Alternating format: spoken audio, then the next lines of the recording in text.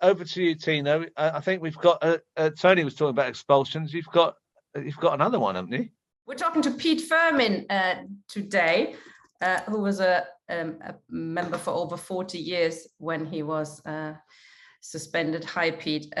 You were auto-excluded like many others because you attended a rally outside the NEC meeting on July the 20th last year, which was organized by a number of groups, including some that were proscribed during that meeting. So that was enough, being in the protest outside the meeting, when it wasn't obviously proscribed then.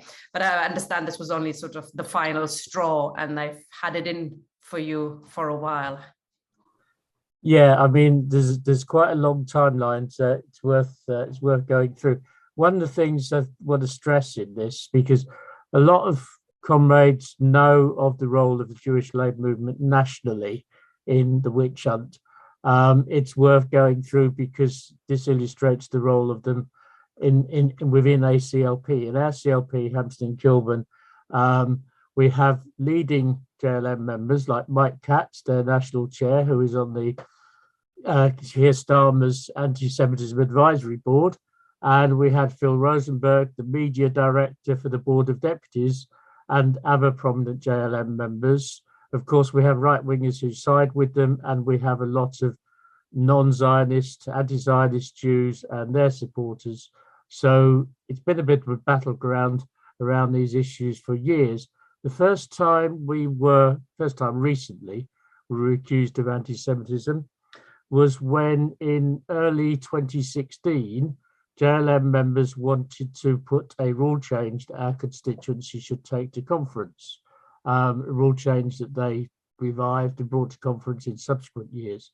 I got up and said, well, I think we should defer this because Chakrabarti has just started her inquiry into anti-Semitism in the Labour Party.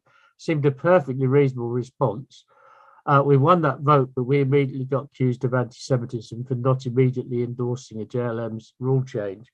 And so it goes on. We got at various stages accused of anti-Semitism, institutional anti-Semitism by the CLP and in particular by my branch, because we brought resolutions about the massacre in Gaza and so on. We were told we concentrated exclusively on Israel-Palestine, whereas in fact, of course, we had lots of resolutions on other issues as well, but they don't see that. They very rarely engaged in debate. So when we brought the resolutions about the massacre in Gaza, they didn't even bother to vote, but they immediately ran to the local press and the Jewish Chronicle accusing us of anti-Semitism. And one of the leading JLMers was notorious for tweeting young women comrades in meetings, accusing them of anti-Semitism for how they were voting in the meeting, which if you want to intimidate people, that's one way of going about it. Clearly, this is clearly part of remaking what anti-Semitism is. Sorry, Peter, we're running a little bit out of time. But you've talked about who's attacked you, and JLM clearly is behind much of that. Have you had support from, say, Momentum? You're still a member, I believe. I'm still a member of Momentum. I pay the money every month.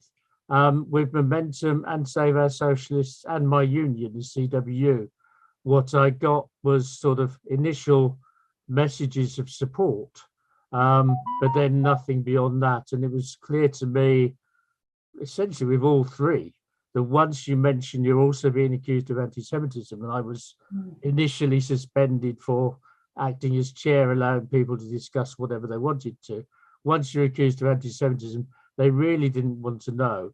The best they do is say you can seek legal advice, or they will lobby behind the scenes, but very rarely does anybody recognize we need a political campaign around this issue, not just talking to people in back rooms.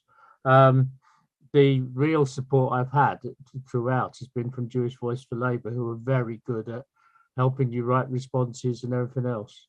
But from the others, unfortunately, they fall well short.